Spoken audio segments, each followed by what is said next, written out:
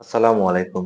দেশ এবং প্রবাস থেকে যারা আমার এই ভিডিওটি দেখছেন, আশা করি সবাই অনেক ভালো আছেন এবং সুস্থ আছেন। আজকে তাকামুল সার্টিফিকেট নিয়ে সর্বশেষ আপডেট এবং গুরুত্বপূর্ণ একটি বিষয় নিয়ে কথা বলবো। একটু ধৈর্য ধরে ভিডিওটা দেখার চেষ্টা করেন। যে গুরুত্বপূর্ণ ২ টা জিনিস অর্থাৎ তাকামুল সার্টিফিকেট নিয়ে বড় ধরনের একটি সমস্যা বর্তমান সময়ে কিন্তু হচ্ছে এবং এটি চলতে থাকবে। অর্থাৎ টাকা-মূল সার্টিফিকেট নিয়ে কিন্তু অনেকেরই ভিসা হচ্ছে না। আবার কিছু মানুষের ভিসা হচ্ছে। এটা নিয়ে পুরা বিস্তারিত আলোচনা করব। যেহেতু নতুন একটি আপডেট এসেছে।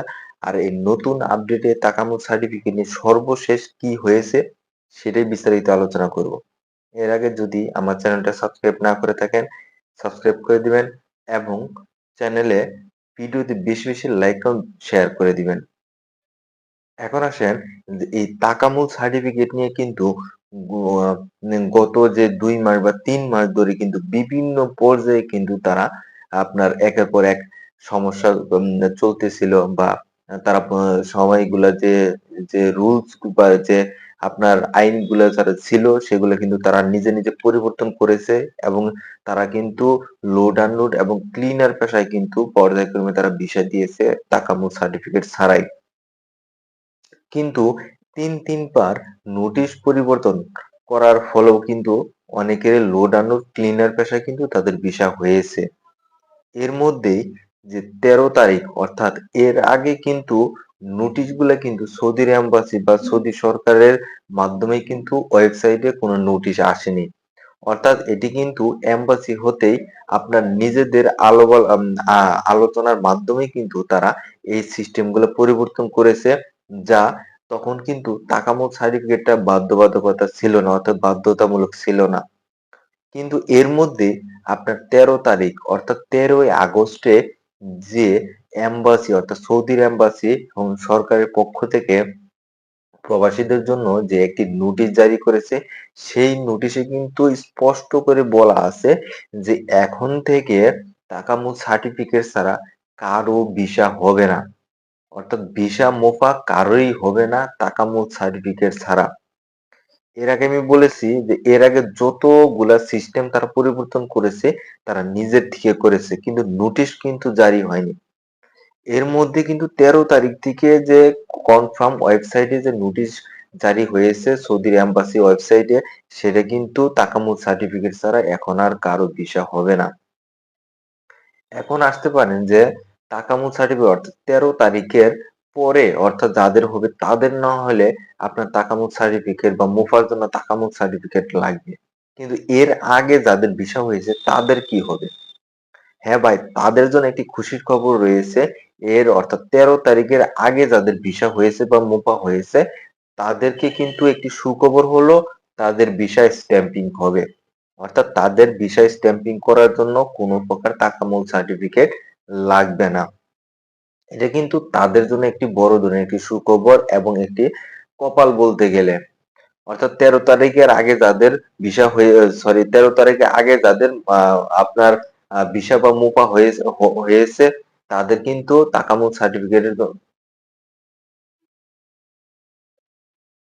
অর্থাৎ ১৩ তারিখের আগে যারা বই জমা দিতে পেরেছে তাদের কিন্তু আপনার মুপা বা ভিসার জন্য কোনো তাকামুল সার্টিফিকেট লাগবে না।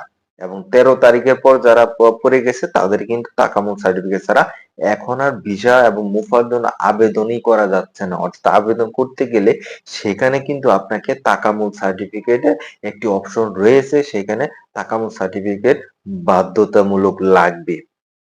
অর্থাৎ এখানে কোনো সন্দেহ নেই। যদি অনেক ভিডিও যদি আপনাকে বলে যে তাকামুল সার্টিফিকেট ছাড়া কিন্তু ভিসা হচ্ছে, এটা কিন্তু পুরাপুরি একটা বিভ্রান্তকর সৃষ্টি করছে। অর্থাৎ এম্বাসিতে কিন্তু সরাসরি তারা ১৩ই আগস্টে নোটিশ দিয়ে দিয়েছে। এখন আর যেহেতু ওয়েবসাইটেও বলে দিয়েছে যে তাকামুল সার্টিফিকেট নামে একটা অপশন রয়েছে, তাকামুল সার্টিফিকেট ছাড়া এখন কারো ভিসা হবে না সৌদি আরবের। এর জন্য আমি যেটা বলবো যেটা পরামর্শ হচ্ছে তাকামুল সার্টিফিকেটটা আপনার ভিসা এবং মুফা হওয়ার আগে তাকামুল সার্টিফিকেটের জন্য আপনারা আবেদন করেন এবং তাকামুল সার্টিফিকেটটা হাতে পাওয়ার পরেই আপনারা সৌদির এম্বাসিতে মুফা এবং ভিসার জন্য আবেদন করবেন। যদি সেটা না করেন, যদি আগে দেখা গেল মুফা বা ভিসার জন্য আবেদন করতে যাচ্ছেন, সেক্ষেত্রে আপনার তাকামুল সার্টিফিকেটের জন্য দেখা গেল আপনার মেডিকেলের মেয়াদ শেষ হয়ে যাবে, পুলিশ ক্লিয়ারেন্সের মেয়াদ শেষ হয়ে যাবে। এতে কিন্তু আপনার সমস্যা হবে। তাই আমি যেটা সাজেস্ট করব যে আপনাদের, যেহেতু আপনারা প্রবাসের দেশে যাচ্ছেন, সৌদি আরবে একটা নোটিশ তারা আইন চালু করে দিয়েছে। অর্থাৎ এর আগে আপনার তাকামুল সার্টিফিকেটের জন্য আবেদন করেন, সেখানে মৌখিক পরীক্ষা দেন, ভাইভা পরীক্ষা দেন এবং লিখিত পরীক্ষা দিয়ে যদি আপনি ভালো রেজাল্ট করতে পারেন, তাহলে আপনাকে তাকামুল সার্টিফিকেট দিবে এবং তাকামুল সার্টিফিকেটের পরে আপনি ভিসা বা মুফার জন্য আবেদন করেন। সেটা কিন্তু আপনার জন্যই ভালো হবে। আশা করি বুঝতে পেরেছেন। আর যাদের ১৩ তারিখে আগে ভিসা হয়েছে তাদের সরি, যাদের ১৩ তারিখের আগে আপনার সমস্ত বই জমা দিতে পেরেছে তাদের কিন্তু ভিসা ইনশাল্লাহ হয়ে যাবে তাকামুল সার্টিফিকেট ছাড়াই। এতে কিন্তু কোনো সন্দেহ নেই। তো আমি এর আগে অর্থাৎ আপনাদের বলেছিলাম যে তাকামুল সার্টিফিকেট আপনি লোড আনলোড বলেন এবং ক্লিনার এবং কনস্ট্রাকশন ওয়ার্কারের বিষয়ে কি কি প্রশ্ন আসতে পারে সেটা নিয়ে আমি একটি ভিডিও করব। যদি আপনারা চান তাহলে সেটার বিষয়ে আমি একটি ভিডিও দিব। প্রথম অবস্থায় আমি লোড আনলোড পেশা সম্পর্কে কি কি প্রশ্ন, গুরুত্বপূর্ণ প্রশ্ন আসতে পারে সেটা নিয়ে একটি ভিডিও দিব। এরপরে পর্যায়ক্রমে প্রত্যেকটা বিষয় নিয়ে আপনার তাকামুল সার্টিফিকেট বিস্তারিত ওই ভিডিওতে আমি বলে দিব, এবং যাতে আপনাদের সুবিধা হয় এবং খুব অল্প সময়ে যেন আপনারা সেটিকে পড়ে আপনারা পাশ করতে পারেন তাকামুল সার্টিফিকেটের জন্য। তো এখানে তাকামুল সার্টিফিকেট যদি আপনাদের আরো কোনো প্রশ্ন থাকে, অবশ্যই আপনারা প্রশ্নটি কমেন্ট বক্সে কমেন্ট করে দিবেন। ইনশাআল্লাহ আমি চেষ্টা করব সবারই প্রশ্নের উত্তর কমেন্টের মাধ্যমে জানিয়ে দেওয়ার জন্য। তো সবাই ভালো থাকবেন, সুস্থ থাকবেন এবং আমার চ্যানেলের সাথে থাকবেন। ধন্যবাদ সবাইকে।